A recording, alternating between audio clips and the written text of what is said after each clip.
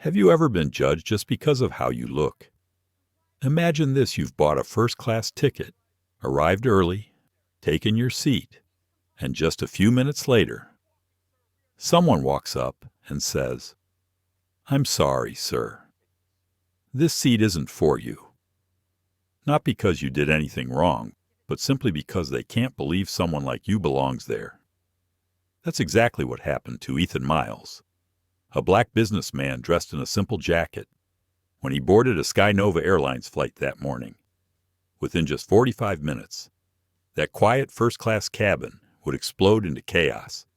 Social media would erupt, and the airline's top executives would be scrambling in an emergency meeting. No one realized that the man they had just looked down on was actually the controlling shareholder of the airline itself. So, what would you do in his place? Would you fight back, stay silent, or let the truth speak louder than your anger? Hit like, share, and subscribe, because this is the story that made an entire airline industry change forever. That morning, golden sunlight streamed through the tall windows of Denver Skyport Airport, washing everything in a calm, steady rhythm: the crackle of flight announcements, the rumble of rolling suitcases, and the weary laughter of travelers long accustomed to waiting. Among them walked Ethan Miles, a black man in his early 40s, wearing a plain brown jacket and worn khaki pants, making his way slowly toward Gate 23. He had no bodyguards, no luxury watch, just a leather briefcase and a small notebook with a pen tucked inside. To most onlookers, he looked like an average technician, or perhaps a modest business traveler on a routine trip. No one could have guessed that behind that unassuming appearance was a man once featured by Forbes among the top 100 most influential global leaders, the CEO of Miles Group Holdings, a conglomerate with stakes in dozens of companies, including SkyNova Airlines, the very airline he was about to fly with. Ethan stepped onto the jet bridge, a faint smile on his lips as he spotted his seat 1A. First class, the same spot he always chose for its quiet comfort and wide view. He set his briefcase down, fastened his seatbelt, and opened his notebook to jot a line. Flight 447. Today, testing the real passenger experience. No assistance, no advance notice, no privileges. He wanted to see for himself whether the airline he helped fund truly treated every passenger with fairness.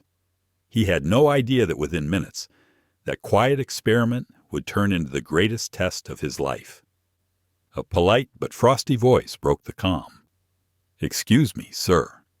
This section is for premium passengers only. You may have taken the wrong seat." Ethan looked up. The speaker was Sarah Mitchell, the head flight attendant, hair in a tight bun, smile as rigid as her tone. Behind her stood Jessica, her junior, stealing a quick, skeptical glance at him. "No, I didn't take the wrong seat," Ethan replied evenly. His voice was low, calm. He pulled out his phone and showed his boarding pass, clearly marked Seat 1A, First Class, confirmed. Sarah glanced at the screen, hesitating before her voice slowed. Cautious now. "I see. But perhaps there's been a system error. Are you sure you purchased this ticket yourself? Sometimes passengers aren't used to using the app, and—" Her sentence trailed off, but in her eyes, Ethan saw something he had recognized all his life: doubt born of prejudice. He didn't snap back. Instead, he smiled faintly and slipped his phone away. "I'm sure. Miss Mitchell. I bought the ticket 3 weeks ago. I have both the receipt and my ID. If you'd like to see them." Sarah took the ID, inspecting it closely before exchanging a quick glance with Jessica. A shrug. Then a low whisper meant to be private. But Ethan heard every word. "I'm just saying. Not everyone looks like a first-class passenger." A man in the next seat glanced up from his newspaper, then quietly looked away. No one said a word, but the air in that cabin suddenly felt heavier. Ethan remained still, his hand resting lightly on the notebook as he wrote another line. Phase 1. Bias often starts with a look, not with evidence. Sarah pressed her intercom button. Captain Rodriguez, we have a passenger whose first-class ticket needs verification, possibly a system glitch. Moments later, Captain James Rodriguez stepped out from the cockpit, a middle-aged white man with weary eyes. But the moment he saw Ethan, his expression hardened, defensive. What's going on here? Sarah. She summarized the situation quickly. Rodriguez nodded, then turned to Ethan. Sir, sorry for the inconvenience, but we'll need to recheck your information. Please step off the aircraft for a moment so ground staff can verify. Ethan met his eyes steady, silent, unflinching. Captain, I've provided all the documentation you need, but if you require further confirmation, I'll cooperate. I only hope you apply the same standards to every passenger, no matter what they look like. Rodriguez hesitated for half a second, then stiffened. Take him off the plane. Sarah, we don't need complications before takeoff. Ethan rose slowly, picked up his briefcase. He didn't argue, didn't even sigh. As he walked down the aisle, a young passenger quietly raised a phone.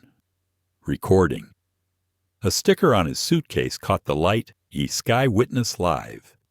In that fleeting moment, no one knew that those few seconds of footage, Ethan being escorted from his seat, would go viral within the hour, ignite millions of views, and trigger one of the worst PR crises SkyNova Airlines had ever seen. But right then, Ethan just felt cold. Not because of the air conditioning, but because of the familiarity of it all. After all his years believing the world had changed, that people would see his competence before his color, he was still, in the eyes of some, just a man sitting where he didn't belong. As he stepped off the plane, he paused by the window. Light reflected off the glass, revealing his calm face, neither angry nor afraid. There was only one thing visible in his eyes. This isn't the first time I've been misjudged, but this time, the world will see the cost of contempt. He opened his notebook one last time before security arrived and wrote experiment complete. Now it's time for the data to speak. And as the aircraft door closed behind him, SkyNova Airlines had just unwittingly unleashed a storm of truth, dignity, and power. The airplane door closed behind Ethan Miles, leaving behind a strange, uneasy silence in the cabin. A few passengers lowered their heads, pretending to be busy on their phones. Others glanced after him, eyes flickering with guilt. No one said a word, because sometimes silence feels safer than standing up for what's right.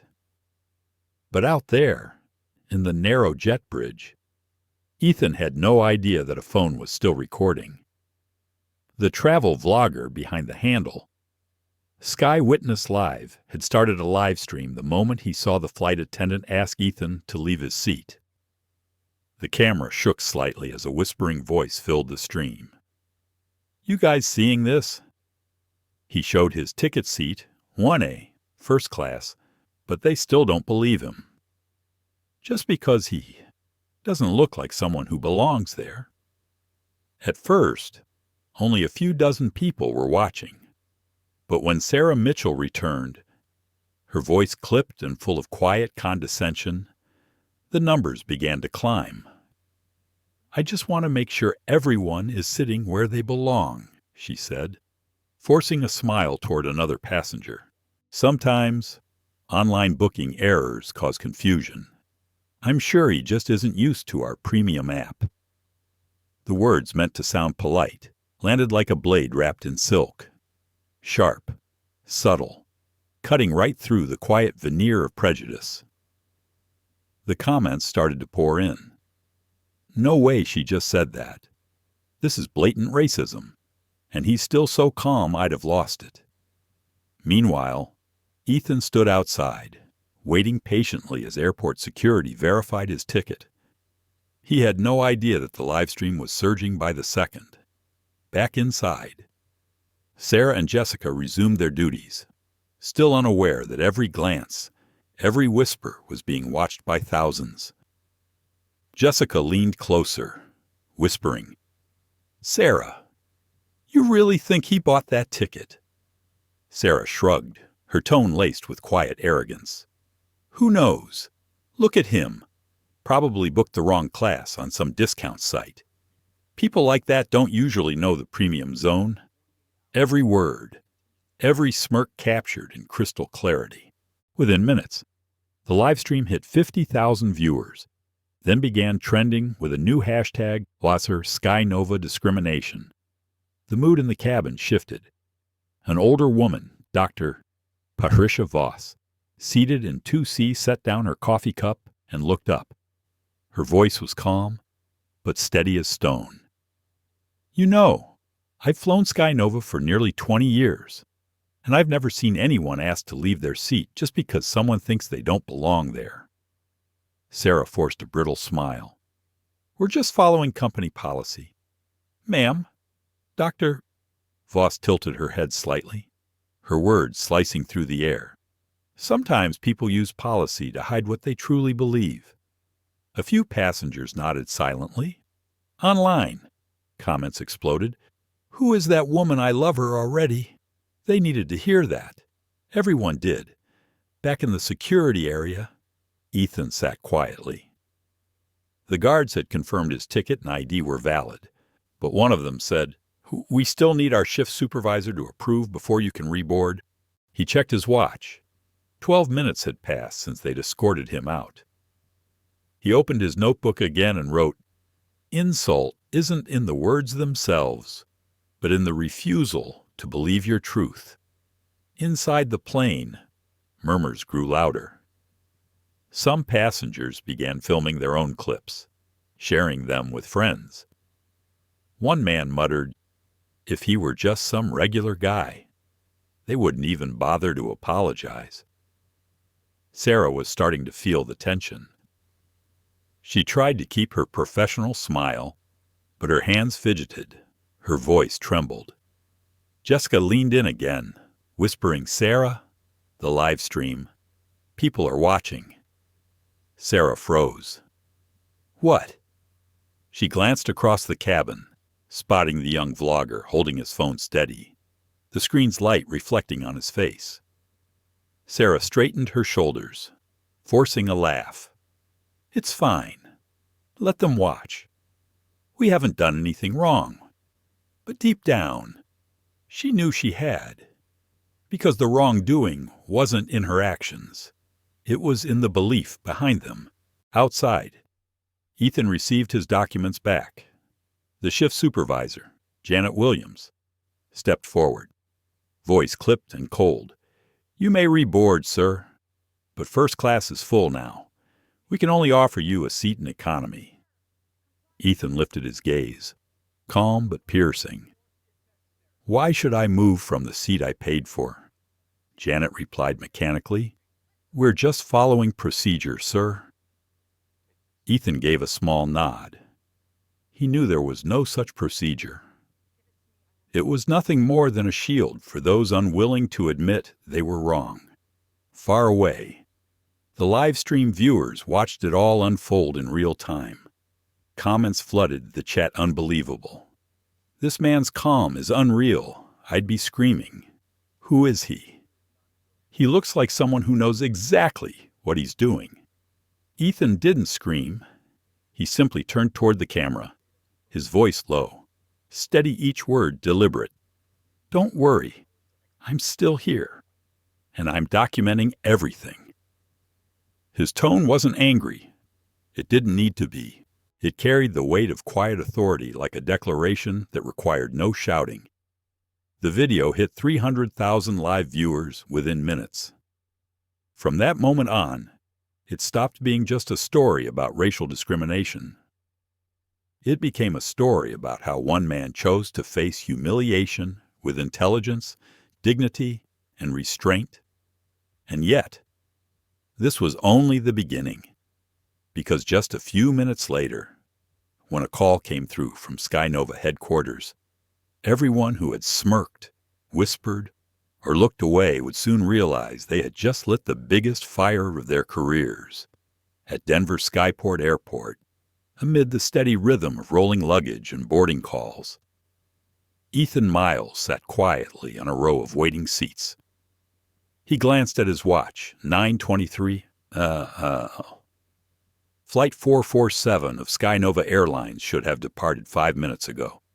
He knew they were waiting for someone's decision, probably the captain's. Inside the aircraft, the air was thick like the stillness before a storm. Sarah Mitchell stood near the cabin door, gripping her radio so tightly her knuckles turned white. The confidence she'd shown earlier was gone, replaced by a trembling professionalism. "Captain Rodriguez," she said into the mic, her voice low but strained, "we need you to handle this. The passenger still refuses to leave." A deep male voice crackled through the radio. "On my way." Moments later, Captain James Rodriguez emerged from the cockpit, a man in his 50s. Silver hair, uniform pressed to perfection, authority radiating from every step. He was the kind of man who believed that decades of experience automatically made him right. But that morning, he was about to learn experience doesn't always equal justice. When Ethan was finally invited back on board to speak with the captain, the entire cabin fell silent. The camera of Sky Witness Live was still streaming. Over 500,000 people were watching in real time. Ethan walked in calmly, almost expressionless. Captain Rodriguez blocked the aisle, eyes narrowing as he sized up the man in the simple brown jacket. "You're the passenger in question. I heard there was an issue with your seat." Ethan held out his boarding pass and ID, voice calm as a breeze. "There's no issue, Captain. I sat in the seat I paid for 1A, first class, but it seems some people didn't believe that was possible." Rodriguez gave a cursory glance at the ticket, then nodded slowly, his tone condescending. "Looking at you, I'd say there's likely a mix-up. We're just verifying to ensure everyone's safety." Ethan smiled faintly. "I appreciate safety, Captain, but it seems what you're verifying isn't the ticket, it's me." The words cut through the silence like a blade. A passenger in row 3 coughed awkwardly, eyes darting away. Sarah looked down, pretending to adjust her sleeve. Rodriguez kept his composure, but the hand holding his radio trembled slightly. "Security! I need assistance in the first-class cabin," he said curtly. Ethan didn't flinch. He quietly opened his leather notebook, pulled out a pen, and began to write. 09:26. Captain arrived. Didn't check documents. Relied solely on crew's word. Requested security. Sarah noticed and frowned. "What are you doing?" Ethan looked up, voice steady and clear. "Recording the truth. Miss Mitchell, human memory can fail. Ink doesn't." Rodriguez folded his arms, his tone sharpening. "Sir, we have procedures. If you refuse to comply, we'll have to remove you from the aircraft." Ethan nodded, no anger in his eyes. "Then follow procedure. Captain, remove me, but write down the reason." That line hung in the air. Rodriguez froze for a moment. He had never been challenged like this, and certainly not by someone so composed. He cleared his throat, masking unease with authority. "Reason passenger is being uncooperative." Ethan's smile was faint but piercing. "I am cooperating. I just want you to confirm my ticket is valid." A man in his 60s, seated nearby, spoke up. I saw him show the ticket. It said first class, 1A, clear as day. That quiet sentence landed like a spark in the dark. More passengers began nodding. Another voice added softly, "This doesn't feel right." Sarah spun around quickly, forcing calm into her voice. "Please remain seated. Everyone.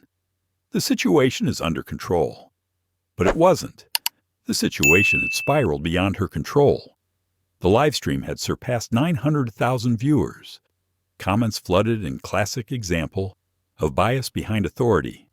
"That man's composure is unreal. They're digging their own grave." Ethan stood motionless.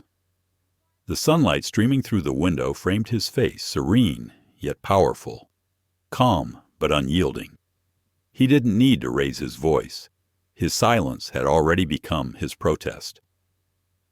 Moments later, 2 security officers appeared. Rodriguez gestured toward them. Voice clipped. "Escort him out." Ethan looked at both Rodriguez and Sarah. Eyes gentle, yet impossibly steady. "I'll go. But before I do, Captain, confirm one thing for me. You never actually checked my ticket. Did you?" Rodriguez said nothing. The cabin was so silent they could all hear the low hum of the engines outside. After a long pause, Ethan nodded. "I see. Thank you. Captain. Thank you. Miss Mitchell. And thank you, everyone, for witnessing this." He turned, walking slowly down the aisle upright, unbroken. As he passed Dr. Patricia Voss, she reached out, resting a hand gently on his arm. "Don't let them make you lose faith," she whispered. Ethan's reply was soft, calm, almost poetic. "I won't, Doctor. I'm letting them reveal who they truly are." The camera caught every second, and just before Ethan stepped out of the cabin, his final words echoed across the live stream. "If justice isn't present here, then I'll bring it with me." Hours later, that clip would flood every major social platform. People shared the image of the man in the brown jacket standing tall before the captain. No anger, no shouting, just a calm gaze that made the world ask one haunting question. How could he stay so calm? No one knew the answer. Not yet. Not until the truth came out that the man they had escorted off the plane, the man they decided didn't belong there, was the one who owned the very airline they worked for. And when the call from SkyNova headquarters finally came through, Flight 447 would become the epicenter of a storm the aviation world would never forget. The cabin door swung open, and Ethan Miles stepped out flanked by 2 security officers who didn't touch him, but didn't need to.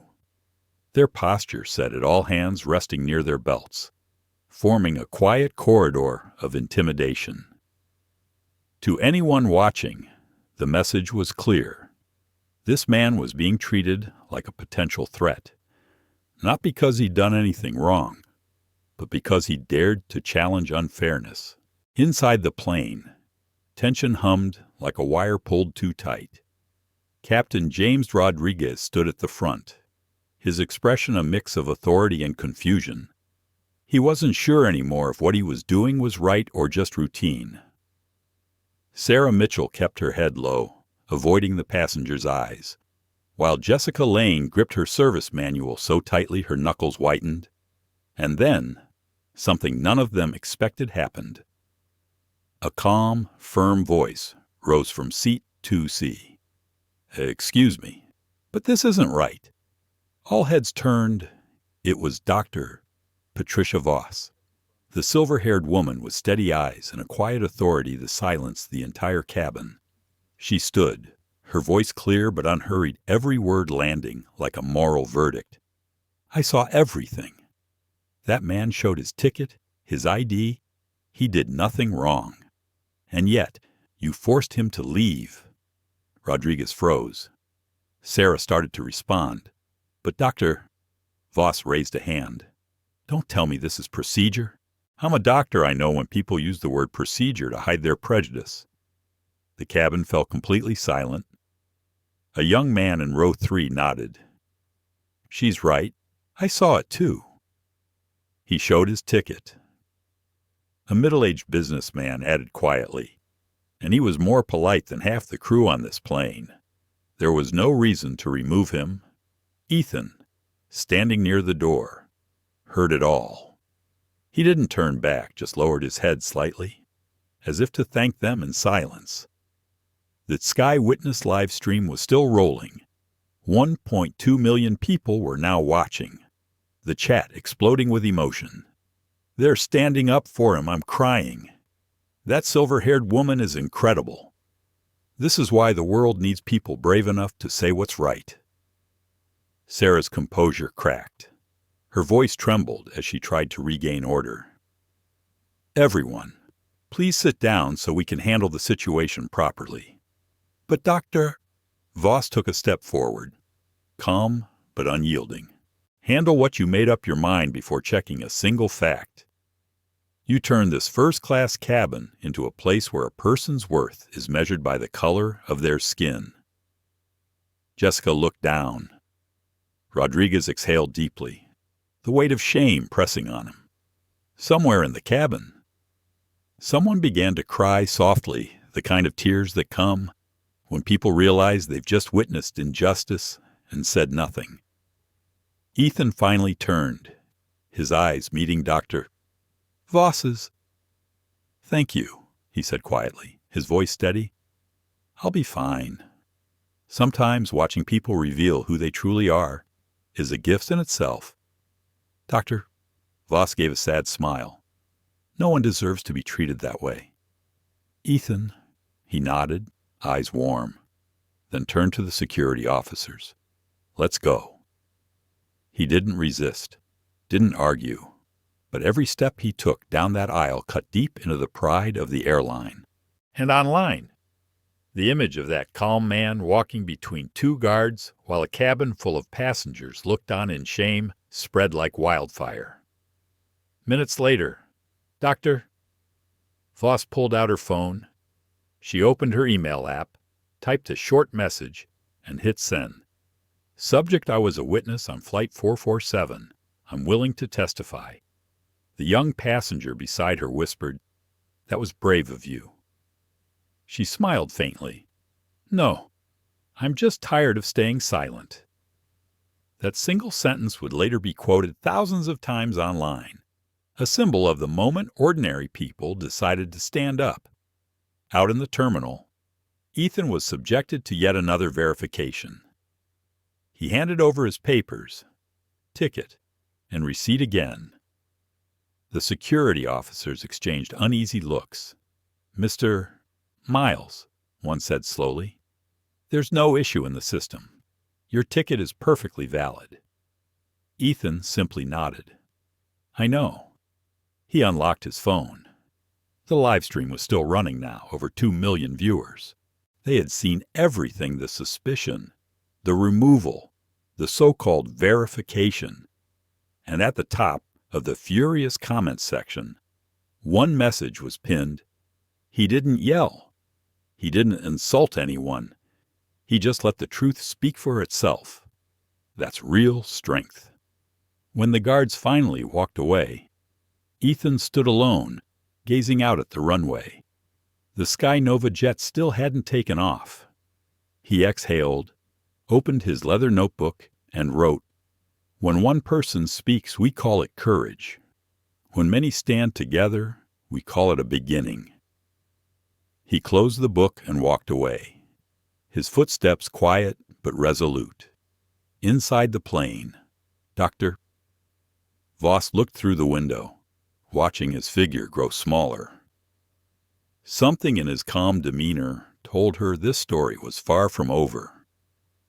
There was purpose in that man's eyes, something deeper than outrage. And indeed, just minutes later, as the call from SkyNova headquarters came through, everyone on board would learn the truth. The man they had just escorted off the plane, the man they thought didn't belong here, was one of the co-owners of the entire airline. From that moment on, the calm skies above SkyNova began to tremble. The plane still hadn't taken off. Across phone screens all over America, millions were watching the image of a black man in a simple brown jacket quietly walking out of first class between two security officers. No anger, no shouting, not even a resentful glance. Just a calm, upright stride that made everyone watching feel a sting of shame. As Ethan Miles stepped onto the jet bridge, the voice of Janet Williams, the flight supervisor, called out. She was in her 50s, slim, sharp-featured, the kind of person who believed she was always right because she represented the airline. Mr. Miles, we've reviewed the situation, she said. There might have been a small system error. However, since the flight is now full, I can offer you a seat in economy, or you may choose to forfeit the trip. Ethan looked at her for a moment, not angry, just weary. You call that a fix? Ms. Williams. Janet adjusted her uniform, dodging his gaze. We're doing what we can within procedure. Ethan nodded slightly, the way one does when they already know the ending of a sad song. I understand. Thank you. I'll forfeit the trip. He took out his phone and recorded a short clip, his voice calm, almost gentle, as if narrating a simple fact, not delivering an accusation. Today, I bought a first-class ticket on SkyNova Airlines, but for some reason, they decided I didn't belong there. I'm not angry. I just want to ask, how many more times will things like this be dismissed as a system error? The question, soft, almost whispered, was the spark that ignited a storm.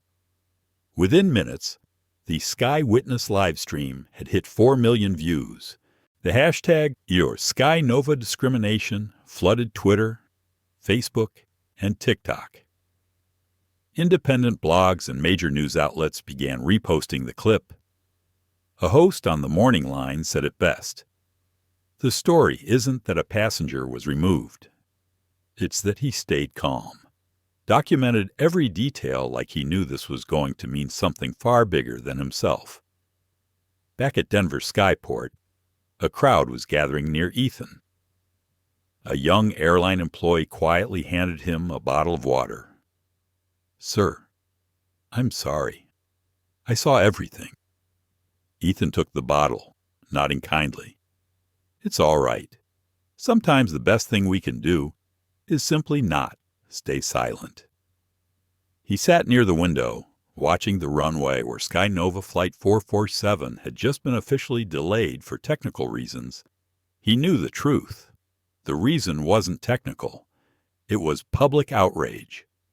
His phone buzzed nonstop messages from friends, staff, reporters, even one from a SkyNova board assistant.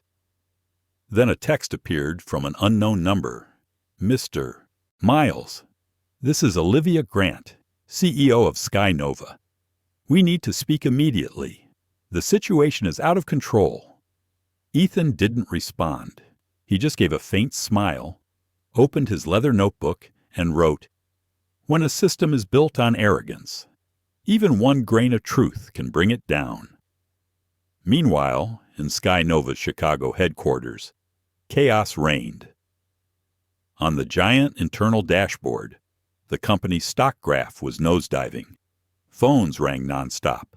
Executives shouted over each other, "Kill the media coverage. Get the crisis team on this now," but it was too late. Ethan Miles was no longer just a wrong passenger. In the video, his name was visible on screen. Ethan Miles, CEO, Miles Group Holdings. And suddenly, everyone realized they hadn't just kicked a black man out of first class. They had kicked out the airline's second-largest shareholder. Headlines hit the web within minutes. SkyNova Airlines accused of racial bias against billionaire shareholder. The man they looked down on and the lesson the airline industry needed. No rage, no shouting, just truth strong enough to shake a system. That same hour, Dr. Patricia Voss, the passenger who had spoken up on board, appeared on a local news broadcast. Her calm, unwavering voice carried through living rooms across the country. I was there. I saw how they looked at him, how they doubted him because he didn't look like someone wealthy. They didn't need proof. They just trusted their prejudice. Her words fueled the fire. Under the videos, thousands of people began sharing their own stories. Teachers, veterans, parents, all echoing the same line, "I see myself in his story." And in a quiet corner of the airport, Ethan still sat alone. He didn't speak, didn't post again. He didn't have to. The world was already speaking for him. A reporter approached gently. "Mr. Miles, do you have any message for SkyNova?" Ethan smiled faintly. "No. They'll understand soon enough. I just want them to remember that respect can't be written into a policy." That one sentence, simple but razor-sharp, was shared more than 1,000,000 times. By late afternoon, London, major networks reported breaking news. SkyNova Airlines suspends entire flight for 147 crew pending investigation. But instead of calming the storm, the move only poured fuel on it. People didn't want a corporate cover-up. They wanted change. They wanted an apology that meant something. And as SkyNova scrambled to contain the fallout, Ethan's phone buzzed again. "Mr. Miles, the board is in emergency session. They'd like you to join and speak within the next hour." Ethan stared at the message for a moment. Then he closed his notebook. A quiet smile tugging at the corner of his lips, the kind of smile from someone who knows the board has just switched sides of the chessboard. 1 hour later, when the emergency meeting of SkyNova's board began, every camera in the room turned toward the man they'd once forced out of first class. No longer the man they dismissed, Ethan Miles walked in, not carrying anger, but justice. The emergency boardroom of SkyNova Airlines at the Chicago headquarters was so quiet that the soft tap of a pen on the table sounded deafening. On the wall of screens, the company's stock charts bled red, and the social feed scrolled endlessly, comment after furious comment pouring in every second. At the head of the table sat Olivia Grant, SkyNova's CEO. Her face was pale, sleepless, lit only by the glow of the crisis screens. She had just taken a direct call from Denver Skyport. On the other end, the trembling voice of Janet Williams, the flight supervisor, came through. "Ma'am, he's still here. He refused to board economy and says he'll be dealing directly with corporate." Olivia pressed a hand to her temple. "Dealing directly. Who does he think he is?" Janet inhaled shakily. "He said, his name is Ethan Miles." For a moment, Olivia froze, then her eyes widened. That name wasn't just familiar. It was printed on every quarterly shareholder report she'd ever signed. Ethan Miles, chairman and CEO of Miles Group Holdings, the second largest shareholder of SkyNova Airlines, the man who'd invested $480 million into the premium experience expansion, the very project designed to redefine SkyNova's first-class service. Olivia shot up from her chair. The room went dead still. The CFO looked up, voice cracking. "Wait, you mean the man in that video?" His Olivia's reply was ice-cold steel. "Yes, he's that man. He owns part of this airline." Meanwhile, in the VIP lounge at Denver, Ethan Miles sat calmly across from Janet and 2 SkyNova managers. Sunlight streamed through the glass, glinting off the leather of his briefcase. He looked peaceful, but his eyes carried the weight of a man who'd seen this moment coming. Janet forced her voice steady. "Mr. Miles, on behalf of SkyNova, I'd like to apologize for the inconvenience this morning. It was all a misunderstanding." Ethan didn't answer right away. He opened his briefcase and took out a small envelope. Inside was a simple white business card, no embellishment, no logo, just text, "Ethan Miles, Chairman and CEO, Miles Group Holdings Strategic Shareholder. SkyNova Airlines, 22.4%. He placed it on the table. The soft sound of that card touching wood landed like thunder. Janet's jaw fell open. One of the managers went rigid, staring in disbelief. Ethan spoke slowly, his voice deep but calm. I had planned to keep my identity private just to experience the airline as an ordinary passenger. But it seems today, SkyNova has taught me something valuable. The way we treat ordinary people is the truest measure of who we are. No one breathed. Janet swallowed hard, her voice shaking. You're a shareholder. Ethan smiled, not smugly, but with the quiet weariness of a man used to this reaction. Yes, and I'm the one who approved last year's budget for the Human First Class Experience Training Initiative. It appears that program still has a long way to go. Silence stretched. Then Janet scrambled to her feet, desperate to recover Mr. Miles. We deeply apologize. I'll contact upper management immediately. Ethan lifted a hand. No need. I've already spoken to them. Right then. Janet's phone rang. On the screen, Olivia Grant, CEO. She fumbled to answer, switching it to speakerphone.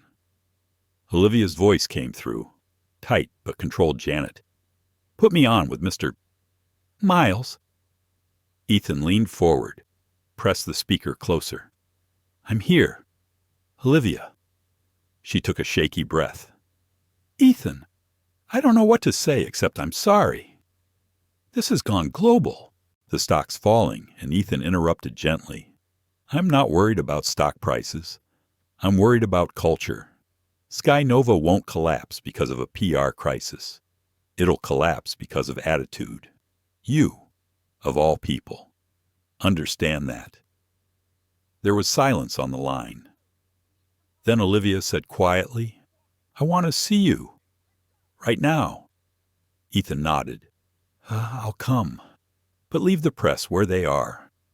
The world deserves to hear what I'm about to say. Janet stood frozen, still trying to process what was happening.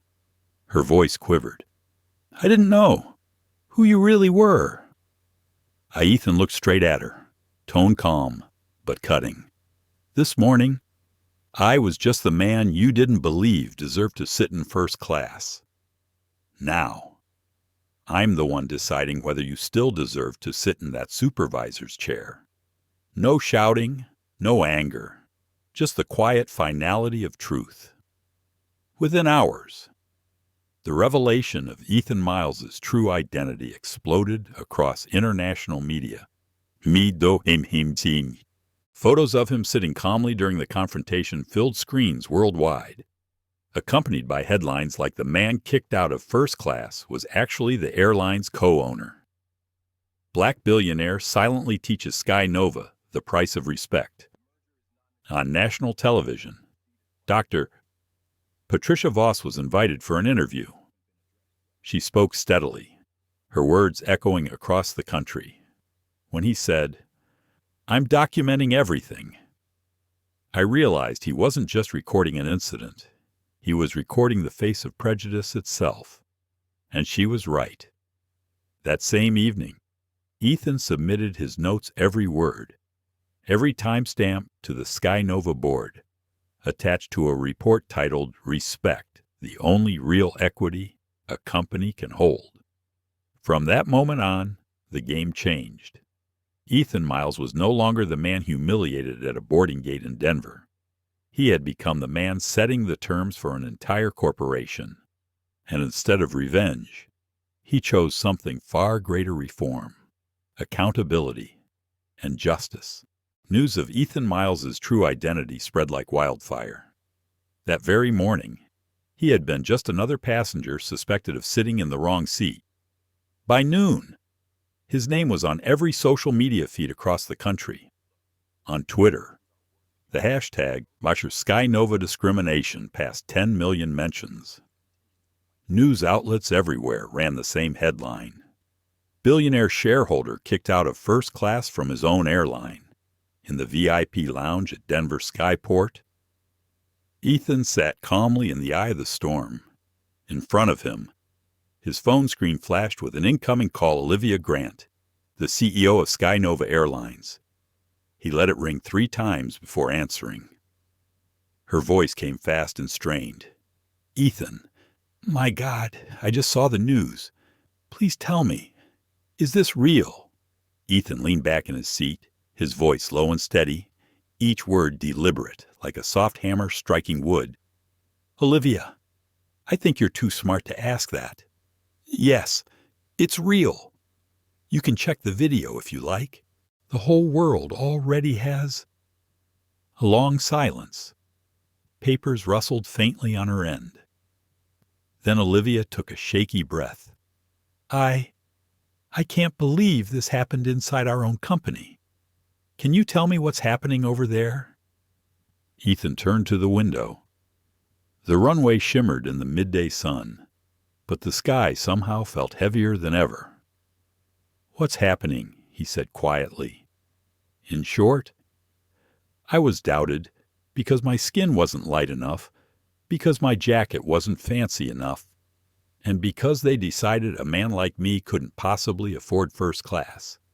And now, the whole world is watching how SkyNova responds to that."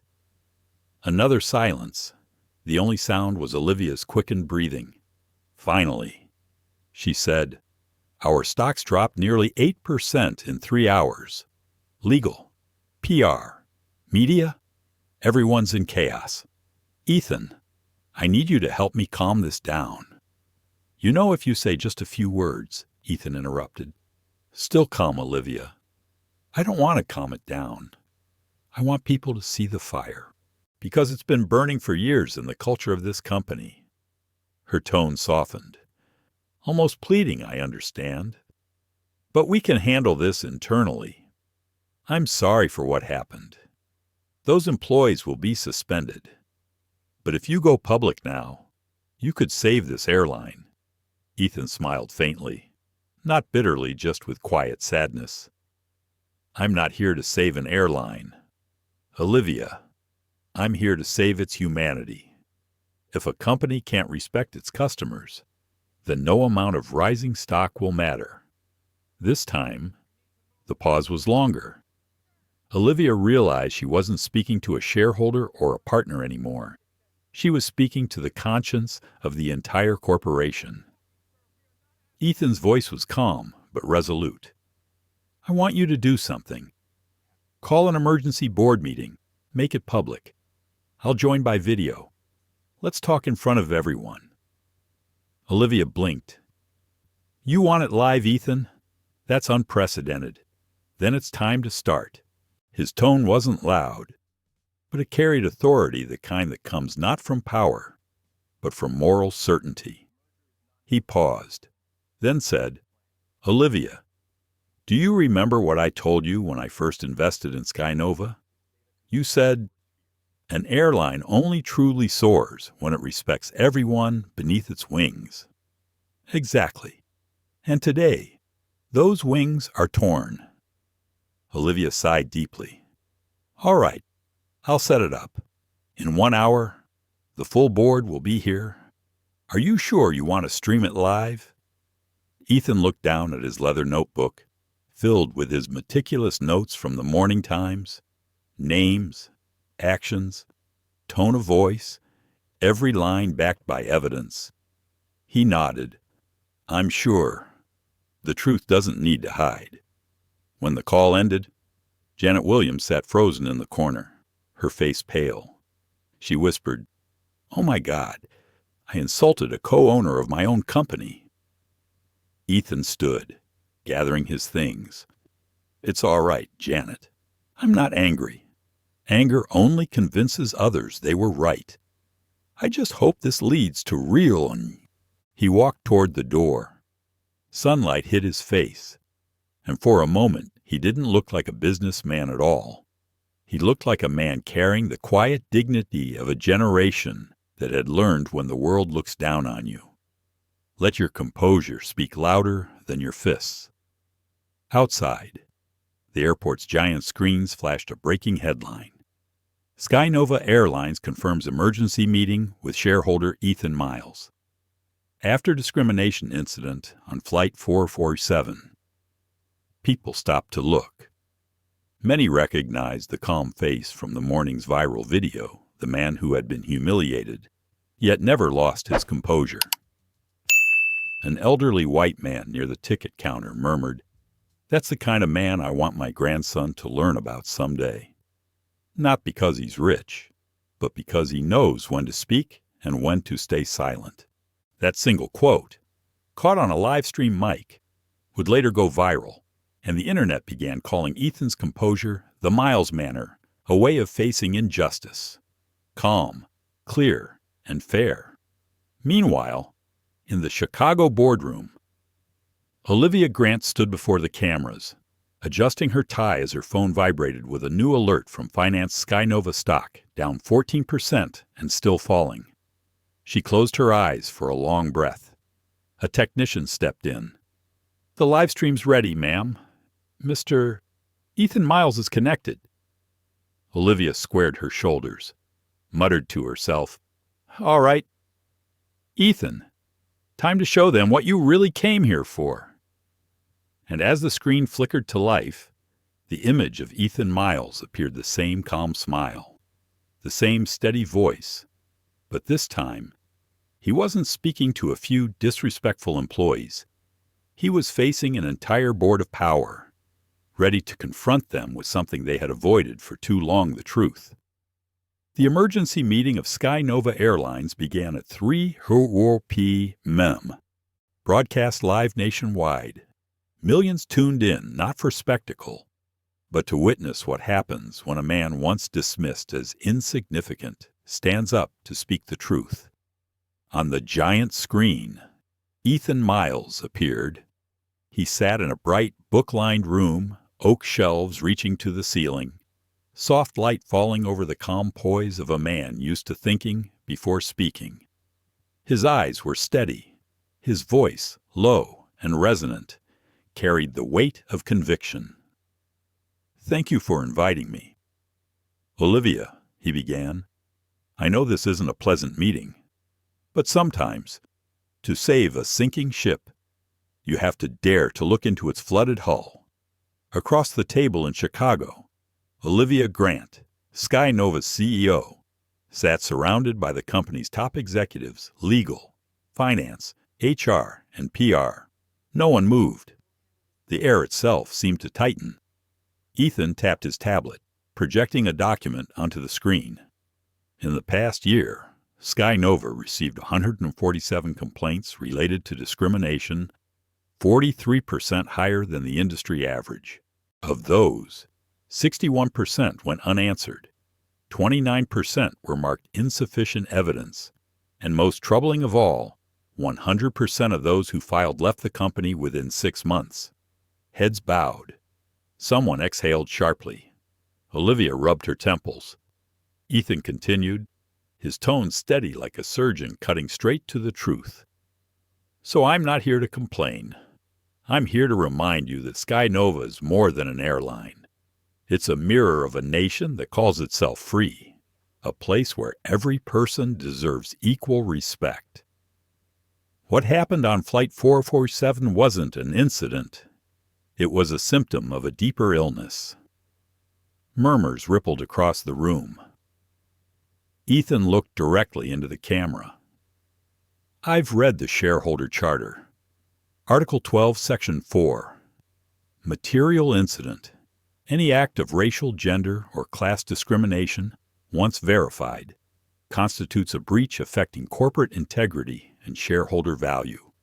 He paused, his gaze unwavering.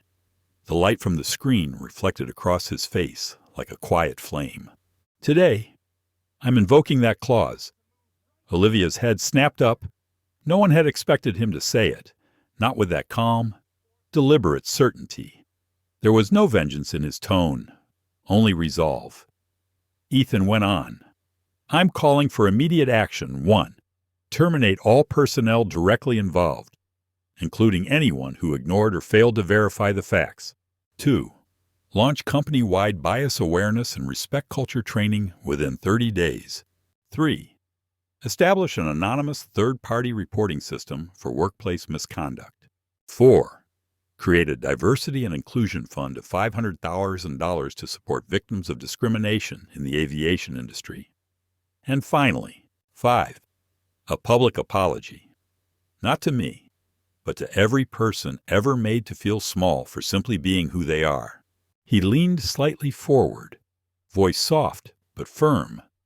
No one should be diminished for looking different, and no one should stay silent when they see it happen. The room was motionless. Some board members exchanged uneasy glances. Others nodded subtly.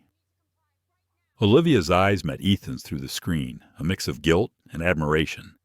She asked quietly, "If we agree to this, Ethan, will you withdraw your shareholder complaint?" He smiled, a gentle, almost weary smile. "Olivia, I never filed one. I just wanted SkyNova to understand that ethics can't be taught in a seminar. They're proven through action. If we do what's right, the stock will recover on its own. People won't fly SkyNova for cheaper tickets. They'll fly because they feel respected." The CFO rose, voice strained. "But Mr. Miles, a $500,000 fund would severely impact next quarter's profits." Ethan interrupted, still calm. "Profit doesn't hide the cost of lost dignity. You count dollars. I'm talking about values. If you want the market's forgiveness, start by apologizing and correcting what's broken." Silence, heavy, total. After a long moment, Olivia nodded slowly. "I agree to your proposals. The board will ratify them today. But Ethan, can I ask, how are you still so calm after what they did to you?" He looked into the lens. His eyes were clear, his voice low and unshakable. "Because I've learned something. Anger gets attention. For a day, justice changes people forever." The live stream went still for a heartbeat. Then the comments exploded. "This isn't a meeting. It's a masterclass in dignity. He doesn't need to shout, the truth's doing it for him.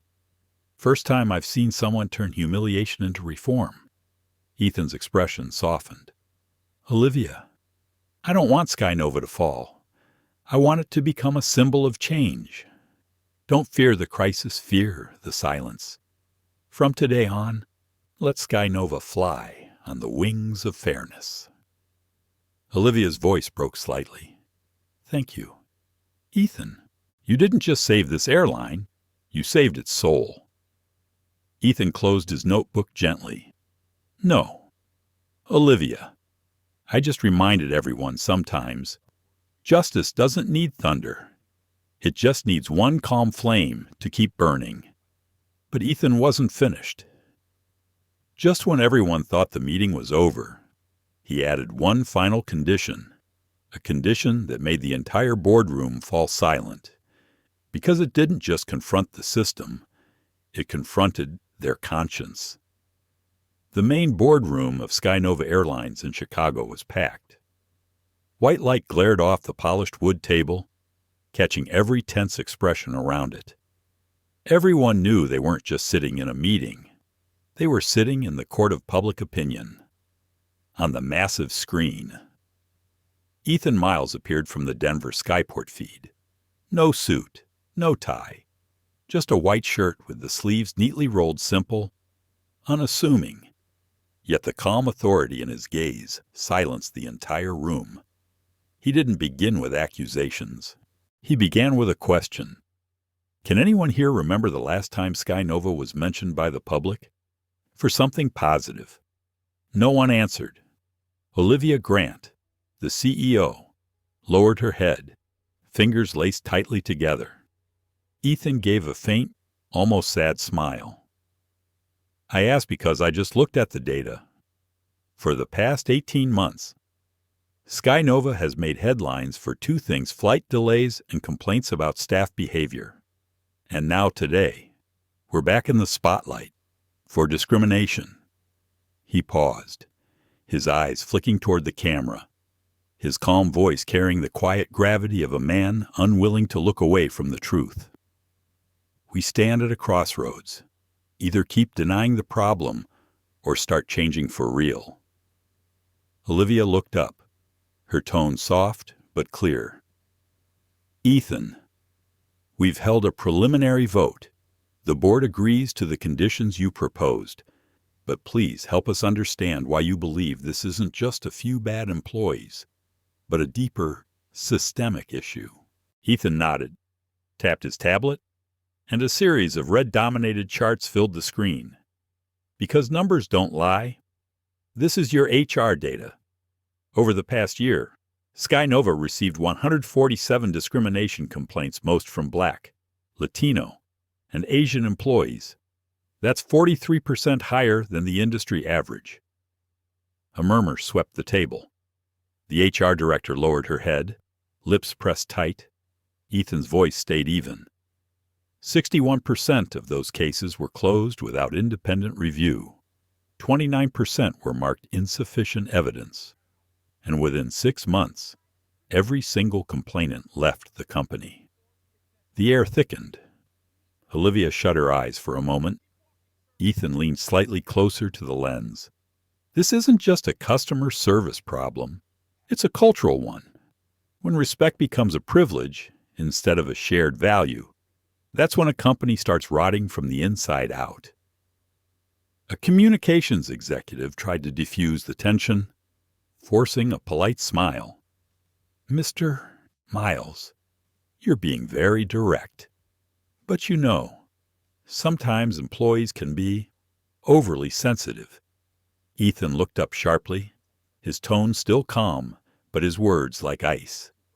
"No, sensitivity isn't the problem. Apathy is. When people fear telling the truth because they'll be punished for it, don't call that a company. Call it what it is, a system of silence." Silence fell again. After a long pause, Ethan continued, "I'm not asking for the impossible. I'm asking SkyNova to live up to the slogan it loves to hang in every airport: we lift everyone. If we truly mean that, then let's start by stopping the act of pushing people down." Olivia looked around the table, her voice trembling slightly. "I call for a vote. All in favor of implementing the full Miles Reform Plan, termination of involved staff, company-wide training, independent reporting channel, and the $500,000 D&I fund, raise your hands." Hands rose slowly. 1, 2, then 3. Finally, all 11 board members lifted their hands. Unanimous. Ethan nodded once, quietly. "Thank you. But don't do it for me. Do it for every passenger like me, people who were never seen as good enough to sit in seat 1A. Olivia's voice caught Ethan. "Maybe you don't realize this, but right now, hundreds of thousands of people are watching. Social media is overflowing with support. You've just made people believe that justice still has a place in this world." Ethan smiled softly. "I don't know about justice, but I believe in truth, and truth can't be silenced." One of the directors leaned forward. "Mr. Miles, do you have any final statement about yourself?" Perhaps Ethan shook his head. "This was never about me. It's about how we see each other and how we treat those who don't look like us. All I hope is that from now on, when a Black passenger boards a SkyNova flight, they'll be seen as a traveler, not a threat." A quiet wave of applause spread through the room, not loud, but deeply sincere. Olivia bowed her head, her eyes glistening. "Thank you, Ethan. You just reminded me why I ever chose this job." He smiled back gently. "Thank you, Olivia. But remember, an apology is a beginning, not an ending." Then he looked directly into the camera, speaking not just to the board, but to millions watching live. When we dare to talk about our mistakes, the world learns how to heal. The meeting ended in silence, but outside, headlines began to change. SkyNova accepts full reform demands. Board admits systemic bias. Commits to cultural overhaul. Ethan Miles, the man who turned crisis into a turning point for equality. But Ethan didn't leave the meeting right away. Just when everyone thought it was over, he added one final condition, a condition that made the entire room fall completely silent. This time, it wasn't about money or image or policy. It was about personal accountability, something no one in that room had dared to face. Until now. As the meeting seemed to wind down, the tension in the room began to ease. A few executives exhaled in relief. Someone quietly closed their laptop. They all thought the storm had passed, but Ethan Miles hadn't left his seat. He sat there, calm and composed, the soft white glow of the screen tracing the thoughtful lines of his face. Olivia Grant, SkyNova's CEO, sensed the silence. She looked up. "Ethan, is there something else you'd like to say?" Ethan raised his eyes. His expression wasn't angry, it was deliberate, steady, and solemn, as if he were weighing every word. "Just one last thing," he said, his tone low but clear. "We can create policies, funds, and training programs, but without personal accountability, all of it will just be theater." The room froze again. The HR director leaned toward the CFO and whispered, "What's he going to do now?" Ethan leaned forward slightly, his voice still calm but unmistakably firm. "I want to add one final condition starting this year. 20% of all executive bonuses will be directly tied to our diversity, equity, and inclusion index. In plain terms, if the culture doesn't improve, no one gets rewarded." The words dropped like a stone into still water. For several seconds, no one spoke. All eyes turned toward Olivia at the head of the table. She raised her eyebrows, slightly surprised, maybe even impressed. "Ethan," she began softly, trying to stay composed, "that's a heavy demand. We've already approved a $500,000 reform fund, dismissed the employees involved, and issued a public apology." "Do we really need to?" Ethan interrupted gently, yet with absolute certainty. "Olivia, this isn't about punishment. It's about commitment. A company can't claim to believe in equality if the people at the top aren't accountable for it." The CFO snapped, unable to hold back. "You're asking the entire leadership team to pay for the mistakes of a few frontline employees. That's not fair." Ethan turned toward him, his expression calm but tinged with sorrow. "Not fair. Ask the people who lost their jobs because of their accent. Ask the passengers pulled from their seats because they didn't look wealthy enough. Fairness starts when those with power stop hiding behind procedure and start taking responsibility." The room fell silent again. Olivia watched him for a long moment, then sighed. A faint smile crossed her face, half resignation, half respect. "You know, Ethan," she said quietly, "I've run this company for 12 years. I thought I understood what fairness meant. But today, I think I finally do." Ethan nodded slightly. "Understanding means nothing unless it leads to action." She looked around the table. "Board members, all in favor of Mr. Miles' proposal linking 20% of executive bonuses to DEI performance metrics, please raise your hand." For a moment, no one moved. Then, slowly, one hand lifted, then another, and another, until all 11 hands were raised. Olivia turned back to the screen. "Ethan, unanimous approval. On behalf of SkyNova Airlines, we accept your final condition." Ethan smiled a quiet, peaceful smile. There was no triumph in it, only relief. "Thank you, Olivia." Now I believe SkyNova will truly fly because it finally knows how to look in the mirror. Outside the boardroom, the live stream continued. Millions watched the moment unfold, a rare sight in corporate history, power bowing to principle. A journalist's quote would later define it: "When those at the top take responsibility for how they treat those at the bottom, that's not reform. That's humanity." By evening, the line was everywhere. Social media lit up with praise. A CEO can raise stock prices, but only a good man can raise an entire industry's conscience. And Ethan Miles just redefined what leadership means. At Denver Skyport, where it all began, passengers and staff gathered around the giant terminal screens, watching live. When Olivia Grant said the word agreed, the concourse erupted in applause. Some cried. A young Latinx technician turned to his coworker, voice trembling. "First time I've seen a man of color not as the victim, but as the reason the system stood up straight." And in that moment, no one thought about the scandal, or the stock price, or the PR statements. They remembered only the calm figure of a man who turned humiliation into a movement for change.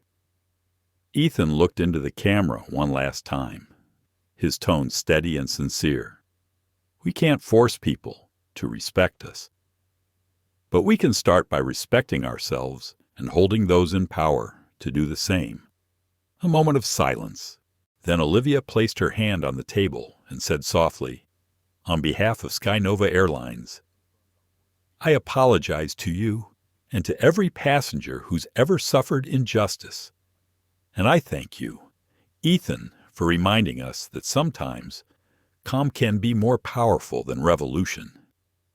Ethan smiled, nodded once. "Thank you, Olivia. I didn't come here to teach. I came to remind everyone that respect isn't a policy. It's a choice."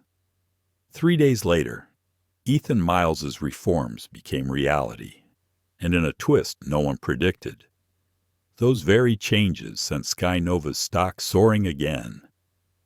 The world began calling it the Miles effect, when ethics and business finally learned to fly in the same direction. 3 days. In just 3 short days after that historic meeting, SkyNova Airlines seemed to enter an entirely new era. The phrase 72 hours, once a warning from Ethan Miles, had become the guiding principle behind one of the fastest corporate reform plans in aviation history. By early Monday morning, an internal email was sent to every SkyNova employee worldwide. The subject line was simple: "Change begins today." Inside was an official statement signed by CEO Olivia Grant, the same woman who had once hesitated to back Ethan's proposal. "We accept responsibility for the mistakes that have occurred. SkyNova cannot soar if it continues to carry prejudice and silence. From today forward, discrimination and disrespect will no longer have a place in this organization." Beneath her signature was a list of actions, concise, unapologetic, and direct. Sarah Mitchell, lead flight attendant on Flight 447, was terminated immediately. Captain James Rodriguez, who ordered a passenger removed from his seat without checking documentation, was dismissed for professional misconduct. Janet Williams, Denver ground supervisor, was demoted and required to complete bias awareness training before reassignment. The announcement spread like wildfire. Some called it damage control. But for many, especially frontline employees who had long felt unseen, it felt like the first deep breath after years of holding it in. On SkyNova's internal forum, a Latinx employee wrote, "I used to think speaking up didn't matter, but today I see that it can." At Denver Skyport, where the incident began, a new sign was erected in the first-class lounge. White letters stood bold against navy blue: "Respect is not a policy. It's how we fly." Within the same 72 hours, the new training initiative, Empathy in Flight, launched across all departments, pilots, cabin crews, and ground teams attended 2-hour virtual sessions not taught by consultants, but by people who had lived discrimination firsthand. No theory, no corporate buzzwords, just human stories. One clip shown during the first session left the room silent. Ethan Miles, looking straight into the camera, saying quietly, "Sometimes respect doesn't need fancy words.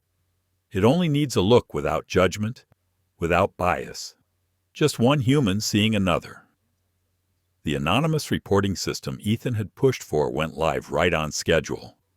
Now, any employee could submit complaints directly through an independent, encrypted platform, no fear of retaliation, no need for permission.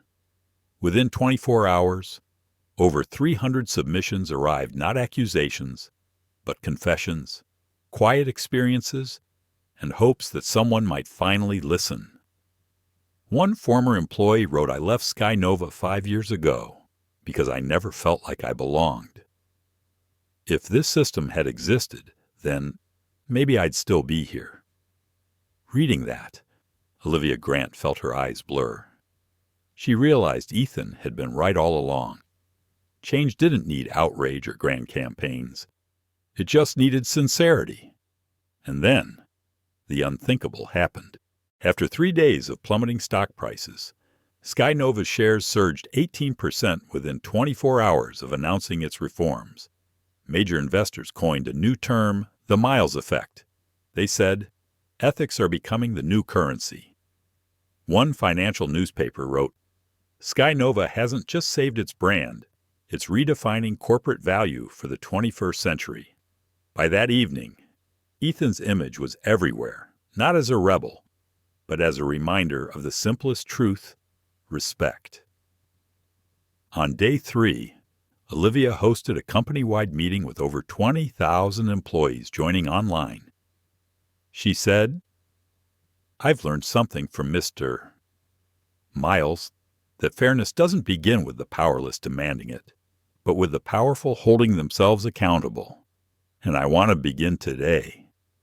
She paused, then added, "Ethan taught us one simple truth: anger spreads fast, but kindness lasts longer." Behind her, the screen displayed SkyNova Equity Program, We Fly with Dignity. Ethan Miles didn't appear at that meeting. He was elsewhere in a small office of his nonprofit foundation, preparing documents for a new initiative called Dignity in the Skies. It would soon spread across the aviation industry and beyond. When a journalist asked how he felt about SkyNova's rising stock, Ethan simply smiled. "I don't care about the stock. I care about whether, next time a black passenger boards a plane, they're greeted with a smile or with suspicion." That single line traveled faster than any financial headline. 3 days, 72 hours. Too short to fix the past, but long enough to start a new future. No one at SkyNova claimed perfection, but on every flight, crew members began reminding each other, "Remember, every passenger carries a story. Don't let them remember SkyNova for their pain." And then, something unexpected happened. As Ethan's story spread, other airlines, hospitals, and corporations began reaching out. They weren't asking about profit margins. They were asking about the Miles Protocol. And that's when the spark from a single-seat 1A ignited a nationwide movement for reform. 3 weeks later, just 3 weeks after that historic meeting, America woke up to a completely different story about the airline industry. No longer were headlines screaming about racial discrimination on board. Now, they spoke about something entirely new, a movement called Dignity in the Skies. It began with a simple, heartfelt press conference from SkyNova Airlines. No grand stage, no flashing cameras, just Olivia Grant, CEO of SkyNova, standing beside Ethan Miles, the man who had made an entire corporation stop and look in the mirror. Olivia began in a low, steady voice. "We were wrong, but today, we choose not to hide our mistakes. We choose to turn them into lessons so others won't repeat them." She paused, then turned toward Ethan. "And this is the man who reminded us that respect isn't just manners, it's the foundation of trust." Ethan stepped up, no speech in hand, no slogans to chant. He simply took the microphone and said, "I don't want to be a symbol. I just want this industry to remember we're not only caring people, we're carrying their dignity." The room fell silent. A veteran journalist, 30 years covering aviation, quietly removed his glasses and wiped his eyes. And then the ripple began.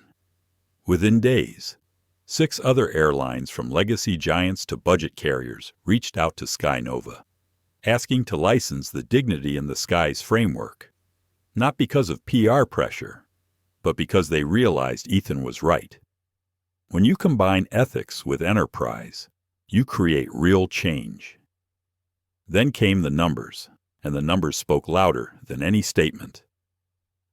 Within 3 days of pilot testing the program at SkyNova and 2 partner airlines, reports of discriminatory behavior dropped 67%. Over 90% of passengers said they felt treated with greater fairness and respect. Media analysts called it the Miles effect, the impact of change born not from outrage, but from reason. One early April afternoon, Ethan received a call from Dr. Patricia Voss, the doctor, who had defended him on that fateful flight. Her voice was bright with excitement. "Ethan, guess what? I just got approval to implement your anonymous reporting system in my hospital. I figured if it could protect dignity in the skies, maybe it could protect it in hospital hallways too." Ethan smiled. "Patricia, you just proved what I've always believed. A good idea doesn't need to shout. It just needs someone brave enough to go first."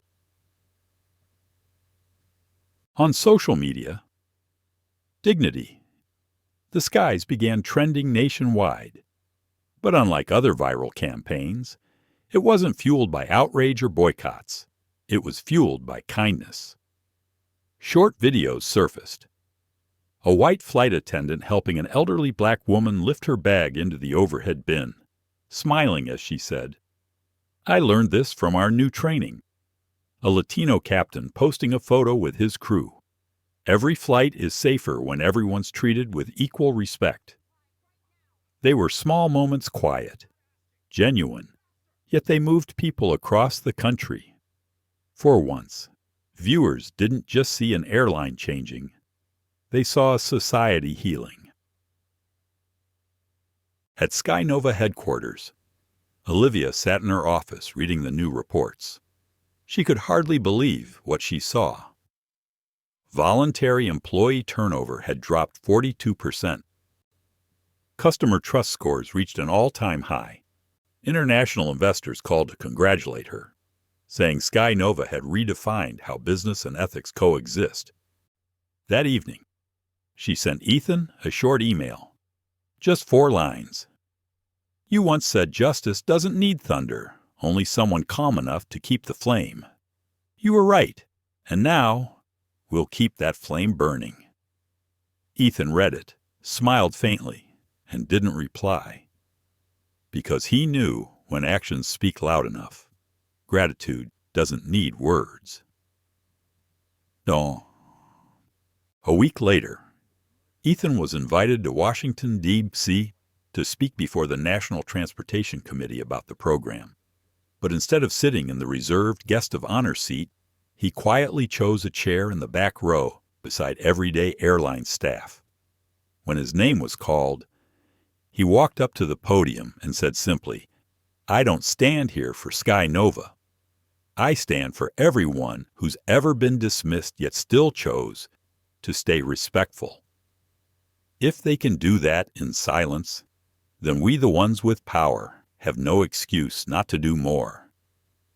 The room rose to its feet in applause. Not the loud, showy kind, but the deep, heartfelt kind that comes when people recognize truth. The next morning, a national newspaper ran an editorial titled, "The Man Who Taught Us That Justice Doesn't Need to Shout." It ended with a single line. Maybe Ethan Miles didn't just save the airline industry. Maybe he's helping us all land safely in a new era, one where people see each other with respect, not prejudice. But the most moving part of Ethan's story wasn't in the headlines or the statistics.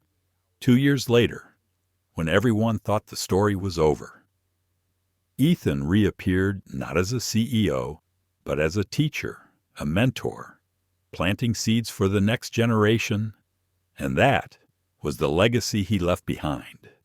People often say that real change never stops where it begins. And the story of Ethan Miles and the Dignity in the Skies program was proof of that. At first, it was just a reaction, a calm response to humiliation. But only a few months later, it became something much larger, a way of life, a new standard for how people treated one another. After Dignity in the Skies swept through the aviation industry, its message didn't stay confined to the skies. On the ground, new seeds of change began to grow in places that had nothing to do with airplanes, Seat 1A, or first-class tickets. One crisp autumn morning, Dr.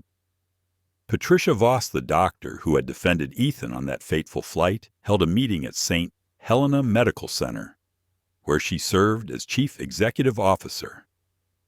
On the conference table lay a thick folder with bold letters across the cover, Patient Dignity Protocol, a pilot project based on SkyNova Airlines' anonymous reporting system. Dr. Voss looked around the room, her voice calm but firm. We once saw a man get doubted, not because he did anything wrong, but because he didn't look like what others expected. Are we sure that hasn't happened in this hospital?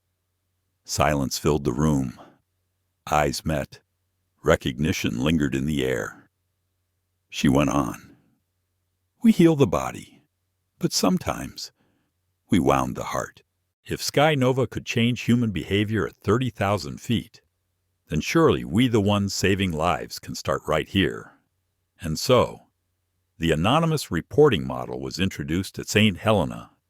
Any doctor, nurse, or patient could report bias, discrimination, or disrespect without fear of retaliation. Within 2 months, complaints dropped by more than 60%. But the real victory wasn't in the numbers.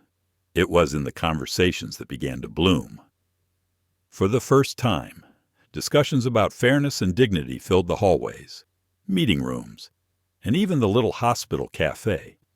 At a press conference, Dr. Voss said Ethan didn't just change an airline.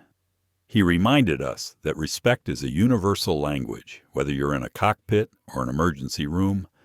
The story spread faster than anyone expected. A week later, Atlantic Railways, one of the nation's biggest train networks, reached out to Ethan Miles.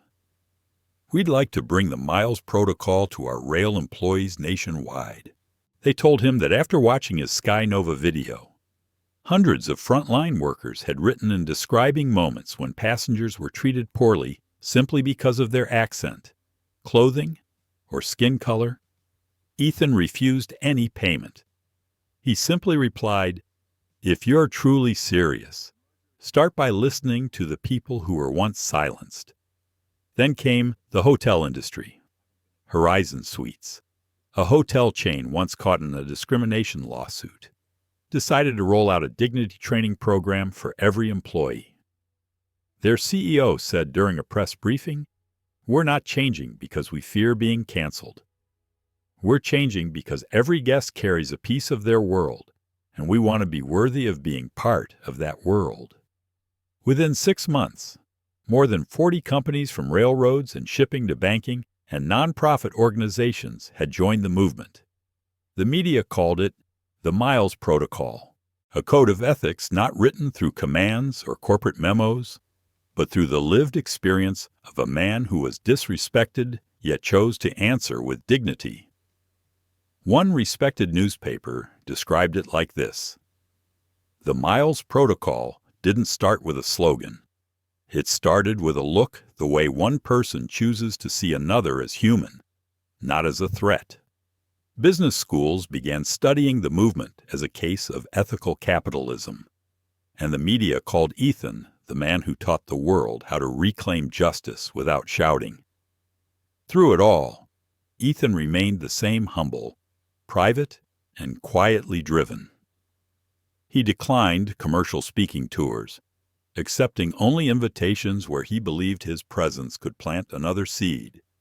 When asked what kept him grounded, Ethan answered simply, "Because I've seen how fast anger can destroy, but I've also seen how calm can rebuild the world." At SkyNova headquarters, where it all began, a small plaque now hangs in the main hallway, where passengers and staff walk by every day. Engraved on it are Ethan's words, "No one can fly higher by putting others down." New employees often stop for a moment in front of it. Some just glance, some smile, but every one of them feels it that their company is no longer just about profits, but about purpose. A year later, at the National Conference on Service Equity, leaders from aviation, healthcare, transportation, and hospitality gathered to sign a joint commitment, a document now known as the Miles Accord. It read, "Every organization, large or small, bears the responsibility to protect human dignity in every decision, every word, and every action."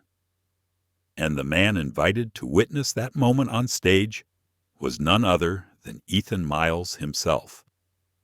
As the spotlight hit him, the entire room rose to its feet. Ethan simply bowed his head and said, softly but clearly, "I didn't do anything great. I just gave back to the world what it had forgotten: respect." 2 years later, when everything seemed to have settled into order, Ethan stepped back onto the stage once more, not to talk about policies or systems, but about legacy, about how to make these values live longer than his own name. And that became the final chapter of his story, legacy and lasting impact. 2 years had passed since Ethan Miles stood at the podium during the historic Dignity in the Skies conference, and time, the fairest test of all, had answered the question many once doubted: can one man, armed only with calm and conviction, truly change an entire system? The answer was yes. According to the National Transportation Committee, complaints of discrimination in the airline industry had dropped by 71% compared to 2 years prior. The headlines that once sparked outrage: pilot removes black passenger from flight. Discrimination at the airport had all but vanished. Not because the media lost interest, but because reality had improved. Now, people were telling different stories of flight attendants who apologized sincerely, captains who stood up for passengers, airlines that investigated misconduct before the public demanded it. Even more remarkable, the transformation wasn't just systemic, it was personal. Sarah Mitchell, once at the center of that storm, was given a second chance by SkyNova through a new initiative called Rebuild and Reflect. It was a 6-month program not to polish reputations, but to help those who had caused harm confront the roots of their own bias. After completing it, Sarah chose not to return as a flight attendant. Instead, she joined SkyNova's HR division as a diversity and inclusion advisor. A year later, she became a sought-after university speaker, known for her talk, "I lost my job because I forgot respect. Now my job is helping others keep theirs." When Ethan heard the news, he smiled softly and said, "That's real justice when those who once did wrong help make things right." Janet Williams, the supervisor who'd once been demoted, now led SkyNova's Ethics and Operation program, a system-wide cultural audit initiative. She admitted during a live interview back then, "I was wrong for choosing silence. Today, I speak up not to defend myself, but to defend those without a voice. The Miles Protocol had long outgrown its roots in aviation. By the second year, major corporations in finance, technology, and public services had adopted Ethan's principles into their internal codes of conduct. Among those inspired by him was Angela Thompson, a former United Airlines employee who had once been fired for reporting her manager's discrimination. She wrote to Ethan, "I don't have a voice, but I have faith. And I learned that from you." Ethan never replied. But a year later, when Angela's case finally went to court, he quietly attended sitting in the very last row. The trial dragged on for 8 months. In the end, Angela won. She used her settlement not for luxury or revenge, but to establish the Wings of Equity Foundation, providing ethical training and bias awareness for over 47,000 employees across aviation and travel services. When asked why she didn't use the money to start a business or retire, Angela simply said, "If Ethan taught me anything, it's that money can't change the world, but character can." On the second anniversary of the Miles Protocol, SkyNova held a small ceremony at Denver Skyport, right at Gate 1A, the place where it had all begun. There was no stage, no fanfare, only warmth and memory. Photo displays lined the walls. Ethan shaking hands with Olivia Grant at that fateful meeting. Sarah Mitchell teaching a class on empathy. Dr. Voss and her St. Helena medical team holding a banner that read, "Patient dignity first," when it was Ethan's turn to speak. His voice was gentle, almost like a whisper carried on the wind. 2 years ago, all I wanted was to sit in the seat I'd paid for. Today, I realize, sometimes justice begins with a seat that's been denied. The room fell silent. Then someone clapped. Then another, until the entire hall was filled with quiet applause and quiet tears. No one sobbed loudly, but many wiped their eyes, because they understood legacy isn't about awards or profit. It's about how people treat one another after you've left the room. After the ceremony, a journalist asked Ethan if he ever felt tired of being called a symbol of equality. Ethan smiled, eyes kind but distant. "I never wanted to be a symbol. I just wanted the world to be a little kinder so that my son, when he boards a plane someday, won't have to prove he deserves his seat." That night, his speech spread across the internet. But what touched people most wasn't the speech. It was a quiet comment left by an anonymous account, later believed to be Sarah Mitchell's. "I was the one who made you leave your seat. Now, your words help me find mine again. Thank you for never choosing anger." 2 years, one man, one story, one choice that became a movement across an entire nation. People called it the Miles Legacy, a legacy that needed no monuments, because it lived in the actions of thousands every day. A legacy written with patience and wisdom, the kind born only from someone who truly knew what it felt like to be looked down upon. A year later, Ethan was invited to speak at the National Conference on Transportation Equality. Standing before thousands of people who had changed because of him, he spoke about something simple, that real change doesn't roar with anger. It shines with understanding. It was his final speech, and his message still echoes today. Ethan walked onto the stage quietly. No drums, no fanfare, no spotlight chasing him. He wore a simple gray suit and a small silver pin shaped like a pair of wings, the emblem of dignity in the skies. It had been 2 years since the Miles Protocol became the new gold standard across the service industry. 2 years since the world learned that justice doesn't have to be shouted. It can be carried in calm, consistent action. The audience that morning was full of familiar faces. Sarah Mitchell, once the flight attendant at the center of it all, now a respected unconscious bias trainer. Dr. Patricia Voss, the physician who launched the Patient Dignity Protocol for hospitals nationwide. Angela Thompson, who won her landmark case against United Airlines and founded the Wings of Equity Foundation. And in the front row, Olivia Grant, CEO of SkyNova. Watch silently the woman who once hesitated, now looking at the man who had changed how she led. Ethan glanced across the room, smiled softly, and said, "I see many familiar faces.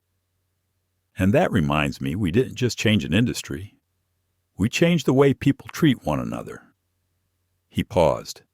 His voice was calm, deliberate. Every word weighted. 2 years ago, I was just a passenger asked to leave a seat I'd paid for. Today, I've been invited here not to talk about insult or anger, but about how we can turn pain into power. The hall fell utterly silent. You could feel the air grow still as if every breath waited for the next sentence. Ethan continued, "Change doesn't need violence.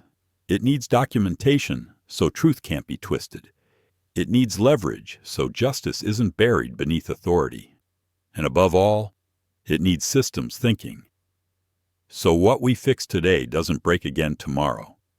Behind him, the massive screen flickered to life. A flight attendant helping an elderly passenger at the gate. A doctor at St. Helena Medical Center bowing to apologize for a small mistake. A train conductor helping a passenger with disabilities board without being asked. Simple moments. But everyone in the room felt their meaning proof that one man's dignity had rippled into a culture of compassion. Ethan smiled. Gently, "I've learned that justice isn't an act. It's a habit, a way of living. When you choose to respect others, even when it would be easier not to." From the crowd, a young man maybe in his late 20s, eyes bright with conviction, raised his hand. He represented a new generation, one raised on protests and hashtags. He asked Mr. Miles, if that day on the plane you had gotten angry, if you had yelled, would anyone have blamed you? Ethan looked at him, his gaze warm and unflinching. Maybe not, but if I had gotten angry, no one would have listened. I didn't want them to remember me as the man who shouted on a plane. I wanted them to remember me as the man who made the system look in the mirror. Applause broke out, not the loud, roaring kind, but the kind that comes from a room full of people who feel the truth of what's just been said. Ethan continued, his tone gentle but steady. "I know the world isn't perfect. Flights will still get canceled. People will still be misjudged. Mistakes will still be made. But as long as there are people willing to record, report, and retell what really happened, injustice can no longer hide." He paused, then added quietly, "Because when we tell the truth and act on it, injustice stops being normal." The words hung in the air, not as rhetoric, but as a shared vow, not just for the transport industry, but for everyone who had ever faced bias and dared to hope for better. As the event ended, Ethan stepped down from the stage amid a long, standing ovation. Dr. Patricia Voss walked up to him, took his hand, and smiled. "You know, sometimes I think God meant for you to sit in seat 1A that day." Ethan chuckled softly. "Maybe so. But the rest of it, that was up to how we chose to respond." Outside, the afternoon sun poured gold across the trees. Ethan paused, watching a group of students interviewing each other about his speech. One young woman said quietly to her friend, "I don't know if I could ever stay as calm as he did, but next time someone looks down on me, I want to try." Ethan simply nodded, smiling to himself. In that moment, beneath the fading light, there was nothing more to say. A week later, the Washington Ledger ran a headline, "The Man Who Taught America That Justice Doesn't Need to Roar." One passage read, Ethan Miles didn't just reclaim justice for himself. He taught us how to face injustice without losing who we are. He showed a generation that calm isn't weakness, it's the highest form of strength. From a seat denied to millions treated with dignity, that was the journey of Ethan Miles. He never shouted, yet his voice carried farther than any echo of anger. Because sometimes, the greatest revolutions don't begin with a battle, but with one person who refuses to surrender their dignity when the world tries to take it away. In the end, when we look back at the story of Black CEO denied first-class seat 45 minutes later, airline in chaos, we realize something profound. True strength doesn't come from power, status, or wealth. It comes from how we respond when we're disrespected. Ethan Miles, a man once judged for his skin color and modest appearance, didn't choose anger. He chose wisdom, calm, and dignity as his weapons. And it was those very choices that forced an entire system to change. This story isn't just about an airline. It's about us, about how each of us faces injustice in everyday life.